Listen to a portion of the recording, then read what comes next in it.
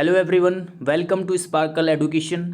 दोस्तों, इस वीडियो में हम एंटोनिम सिनोनिम के 10 क्वेश्चन को सॉल्व करने वाले हैं और ये एसएससी स्टेनोग्राफर के एग्ज़ाम में पूछे गए थे।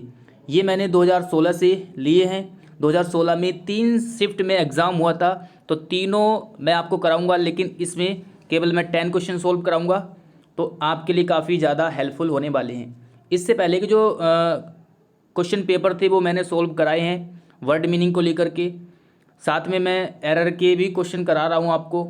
तो ये जो वर्ड मीनिंग है वो आपके आने वाले एग्ज़ाम में काफ़ी ज़्यादा हेल्पफुल होने वाली है, क्योंकि अक्सर देखा गया है स्टेनोग्राफर के एग्ज़ाम में लास्ट ईयर से क्वेश्चन पूछे जाते हैं। चाहे वो एसएससी का कोई सा भी एग्ज़ाम हो, उसको कलेक्ट करके जो लास्ट ईयर में एग्ज़ाम हो चुके हैं उनका आप मटेरियल कलेक्ट करके पढ़िए, वहाँ से ही वर्ड मीनिंग ज़्यादातर पूछी जाती है। अब मैं आपको देखिए, इस वीडियो पे मैं, अगर आपको ये वीडियो पसंद आई तो इसको लाइक ज़रूर करना है आपको, और इस वीडियो पर मैं 100 लाइक का एम रखता हूँ। देखते हैं कि आप कंप्लीट करते हैं या नहीं। और साथ में आपको ये जो पहला क्वेश्चन लिखा हुआ है यहाँ पर रेवल, इसका कमेंट करके आंसर बताना है, ठीक है। तो ये मैं आंसर यहाँ पर नहीं बताने वाला हूँ, आपको कमेंट करके इस रेवल का आंसर बताना है और यहाँ पर आपको सिनोनिम बताना है इसका, ठीक है। तो कमेंट करके आपको बताना है, और साथ में आपको वीडियो अगर पसंद आए तो लाइक भी करना है। और इस वीडियो पर मैं 100 लाइक का एम रखता हूँ, देखते हैं आप कंप्लीट करते हो या नहीं। पहली बार मैंने एम रखा है, तो देखते हैं आप इसको कंप्लीट करते हैं या फिर नहीं। और वीडियो मैं आपको कंटिन्यूसली प्रोवाइड कराता रहूँगा। थोड़ा सा बिजी रहता हूँ तो वीडियो जल्दी नहीं मिल पाती है। चलिए अब हम आगे बढ़ते हैं, क्वेश्चन को सॉल्व करते हैं। साथ में मैं जो आपके 4 ऑप्शन दिए गए हैं क्वेश्चन के साथ, उनका भी मैं मीनिंग बताते हुए चलूँगा, क्योंकि अक्सर देखा गया है कि वहाँ से भी क्वेश्चन पूछ लेता है। चलिए अब क्वेश्चन को स्टार्ट करते हैं। तो पहले क्वेश्चन का आंसर आपको कमेंट करके बताना है, ठीक है। वो आपको खुद से बताना है, मैं वहीं पर रिप्लाई कर दूंगा कमेंट सेक्शन में ही कि इसका आंसर क्या है।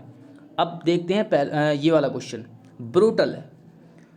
दूसरा क्वेश्चन है हमारे पास ब्रूटल। देखिए, ब्रूटल का मतलब होता है क्रूर।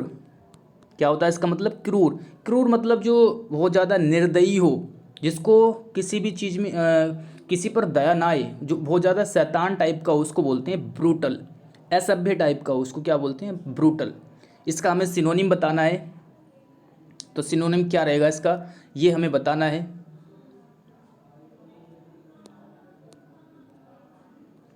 चलिए हमें इसका सिनोनिम बताना है कि ब्रूटल का सिनोनिम क्या रहेगा। ब्रूटल, जैसा कि मैंने आपको बताया, क्रूर या फिर निर्दयी या शैतान टाइप का होता है, उसको बोलते हैं ब्रूटल।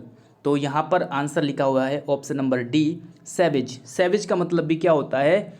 जो बहुत ज़्यादा क्या हो, शैतान हो या बहुत ज़्यादा हिंसा करने वाला हो, उसको बोलते हैं सैविज।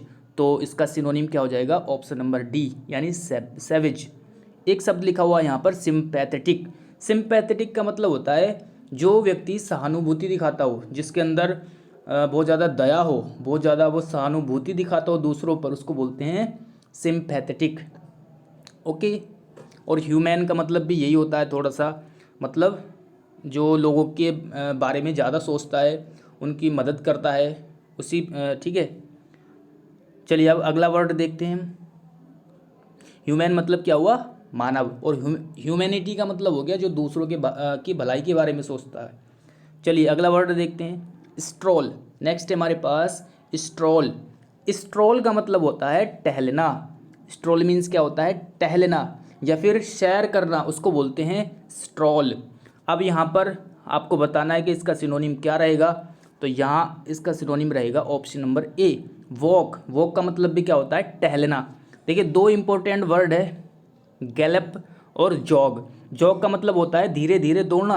जॉगिंग आपने सुना होगा, सुबह सुबह मॉर्निंग में जॉगिंग करते हैं, मतलब धीरे धीरे दौड़ना। ओके। और गैलप का मतलब होता है तेजी से दौड़ना। गैलप मीन्स क्या होता है? तेजी से दौड़ना। और जॉग का मतलब होता है धीरे धीरे दौड़ना। तो ये स्ट्रॉल, गैलप और जॉग और वॉक, ये सारे किससे संबंधित है? दौड़ने या फिर टहलने चलने से ही मतलब संबंधित ये वर्ड है। तो चारों वर्ड का आपको पता होना चाहिए। स्ट्रोल का मतलब होता है सैर करना या फिर टहलना, यानी वॉक। इसका आंसर हो जाएगा वॉक। और गैलप का मतलब होता है तेज़ी से दौड़ना, और जॉग का मतलब होता है धीरे धीरे दौड़ना। तो ये आपको पता होना चाहिए। चलिए अब आगे देखते हैं। नेक्स्ट है हमारे पास एडवर्सिटी। नेक्स्ट वर्ड है एडवर्सिटी। देखिए एडवर्सिटी का मतलब होता है दुर्भाग्य। इसका मतलब क्या होता है? दुर्भाग्य या फिर गरीबी।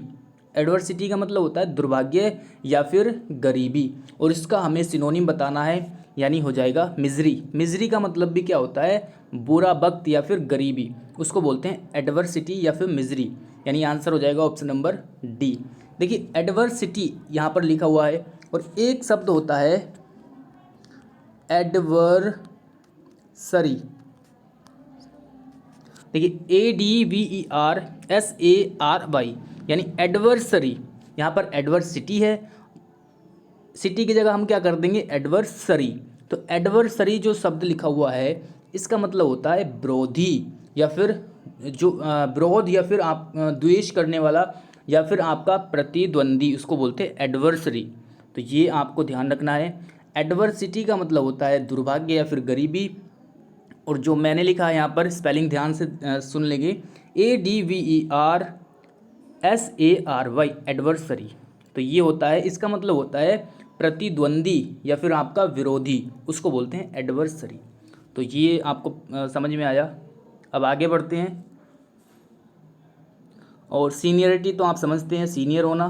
फैमिलियरिटी मतलब पारिवारिकता।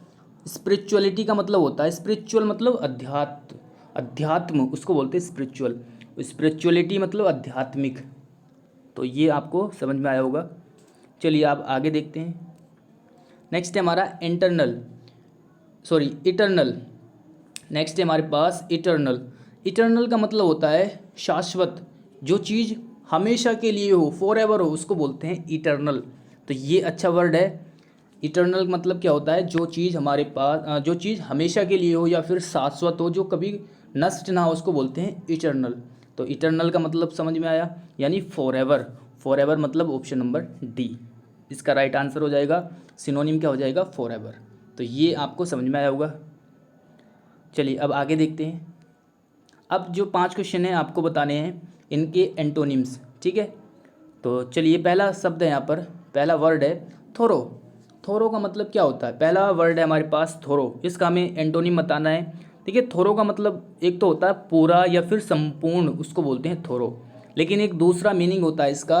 क्या होता है दूसरा मीनिंग? अति सावधान। अति सावधान यानी बहुत ज़्यादा सावधान रहना, उसको भी हम क्या बोलते हैं? थोरो। अब हमें इसका एंटोनिम बताना है, तो क्या हो जाएगा?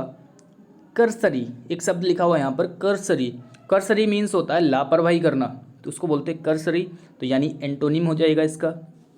और एक शब्द लिखा हुआ है यहाँ पर अटर। अटर का मतलब होता है उच्चारण करना, बोलना या फिर उच्चारण करना, उसको बोलते हैं अटर। तो ये साथ में आपको याद करना है, अच्छा वर्ड है अटर। अब आगे देखते हैं। नेक्स्ट है हमारे पास एग्जैगरेट। नेक्स्ट वर्ड है एग्जैगरेट। देखिए एग्जैगरेट का मतलब होता है अतिशयोक्ति या फिर बढ़ा चढ़ा करके बातों को बताना, या फिर बढ़ा चढ़ा करके बोलना, उसको बोलते हैं एग्जैगरेट करना। यानी बढ़ाना चढ़ाना, उसको बोलते हैं क्या बोलते हैं? उसको एग्जैगरेट करना, अतिशयोक्ति करना, ठीक है, उसको बोलते हैं एग्जैगरेट। तो एक अच्छा शब्द है एग्जैगरेट, एग्ज़ाम में काफ़ी बार आ चुका है, तो आपको इसका ध्यान रखना है। और एक शब्द होता है, हमें एंटोनिम बताना है, तो इसका एंटोनिम हो जाएगा option number C, understate. Understate. Understate का मतलब होता है किसी के महत्व को कम करना, वो हो जाएगा अंडरस्टेट। तो ये चीज़ें आपको ध्यान रखनी है। एग्जैगरेट का मतलब होता है अतिशयोक्ति यानी बढ़ा चढ़ा करके किसी चीज़ को बताना, और अंडरस्टेट करना मतलब किसी के महत्व को कम करना। और 2 शब्द यहाँ पर लिखे हुए हैं, अच्छे वर्ड है, एग्जाम में आ चुके हैं, ठीक है। एक है अबेंडेंस। देखिए अबेंडेंस का मतलब होता है, अबेंडेंस का मतलब होता है अधिकता। और जो यहाँ पर लिखा हुआ है ऑप्शन नंबर डी में, एक्स्ट्रावैगेंट।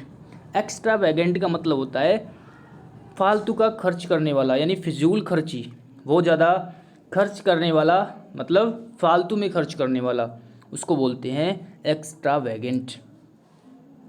चलिए अगला देखते हैं। नेक्स्ट है एब्रप्ट। नेक्स्ट वर्ड है हमारे पास एब्रप्ट। एब्रप्ट का मतलब होता है एक तो आकस्मिक भी होता है, अचानक से, एब्रप्ट, उसको भी बोलते हैं एब्रप्ट। एक इसका मतलब होता है रूखा या फिर खुरदरा बोल सकते हैं आप इसको। तो ये दो मीनिंग होते हैं एब्रप्ट के। तो यहाँ पर एंटोनिम बताना है तो रूखा यानी खुरदरा, और इसका एंटोनिम क्या हो जाएगा, स्मूथ यानी चिकना। स्मूथ मतलब चिकना। तो ये आपको ध्यान रखना है। चलिए अब आगे बढ़ते हैं। नेक्स्ट है हमारे पास नेस्टी। नेक्स्ट है नेक्स्टी। नेस्टी, नेस्टी का मतलब होता है गंदा या फिर घिनौना, मतलब जिसको देख करके घिन आए, जिसको देख करके मतलब जो बहुत ज़्यादा घिनौना हो, उसको देख करके घिन आए, उसको बोलते हैं नेस्टी। और इसका हमें एंटोनिम बताना है तो हो जाएगा प्लीजेंट। प्लीजेंट का मतलब होता है जिसको देख करके खुशी मिले या मनोहर या सुख मिले, जिसको देख करके सुखद, उसको बोलते हैं प्लीजेंट। ब्यूटीफुल यहाँ पर इसका एंटोनिम नहीं होगा, क्योंकि ब्यूटीफुल का मतलब होता है सुंदर, लेकिन हमें यहाँ पर नेस्टी जो मीनिंग दे रहा है वो है घिनावना, यानी जिसको देख करके घिन आए। तो ज़रूरी नहीं कि हम कोई सुंदर चीज़ देख रहे हैं तो उसको देख करके हमें खुशी होगी, इसलिए हमें इसका जो एंटोनियम रहेगा वो लेना पड़ेगा प्लीजेंट। प्लीजेंट मतलब जिस चीज़ मतलब जिसको देख करके सुख मिले या फिर खुशी मिले, उसको बोलते हैं प्लीजेंट। अब लास्ट वर्ड है हमारे पास, और अनप्लीजेंट भी आपको साथ में याद रखना है। अनप्लीजेंट का मतलब होता है जिसको देख करके मतलब खुशी ना मिले, अनप्लीजेंट। और अगली का मतलब होता है बदसूरत। तो ये दोनों वर्ड आपको ध्यान रखने हैं। चलिए लास्ट है फॉर्मल। लास्ट वर्ड है फॉर्मल। फॉर्मल का मतलब होता है औपचारिक। फॉर्मल मतलब आपने सुना होगा फॉर्मेलिटी पूरी कर रहा है बस, है ना। तो फॉर्मेलिटी मतलब ऊपरी रूप से, ये कह सकते हैं औपचारिक रूप से, उसको बोलते हैं फॉर्मल। और एक शब्द होता है यहाँ पर इनफॉर्मल, सीधा सीधा एंटोनिम लिखा हुआ है। फॉर्मल का एंटोनिम क्या हो जाएगा, इनफॉर्मल। और इनफॉर्मल का मतलब होता है अनौपचारिक। एक वर्ड लिखा हुआ है यहाँ पर पिटिएबल। पिटिएबल का मतलब होता है दयनीय, मतलब जो दया के काबिल हो, जो दया के लायक हो, उसको बोलते हैं पिटिएबल। तो ये वर्ड भी आपको ध्यान रखना है। और एक अच्छा शब्द लिखा हुआ है यहाँ पर हीडफुल। एक शब्द लिखा हुआ है हीडफुल। हीडफुल का मतलब होता है सावधान। इसका मीनिंग क्या होता है, सावधान या फिर केयरफुल। तो इस प्रकार से हमने 2016 के 10 क्वेश्चन को सॉल्व किया, और इसी प्रकार मैं आगे भी आपको कराऊंगा। 2016 में 3 शिफ्टों में एग्ज़ाम हुए थे, तो 2 शिफ्ट अभी और रह गई है 2016 की, वो भी मैं आपको जल्द ही करा दूंगा। तो मैं सारे जो लास्ट ईयर के क्वेश्चन पेपर है लगभग मैं कंप्लीट कराने की कोशिश करूंगा। Thanks for watching this video.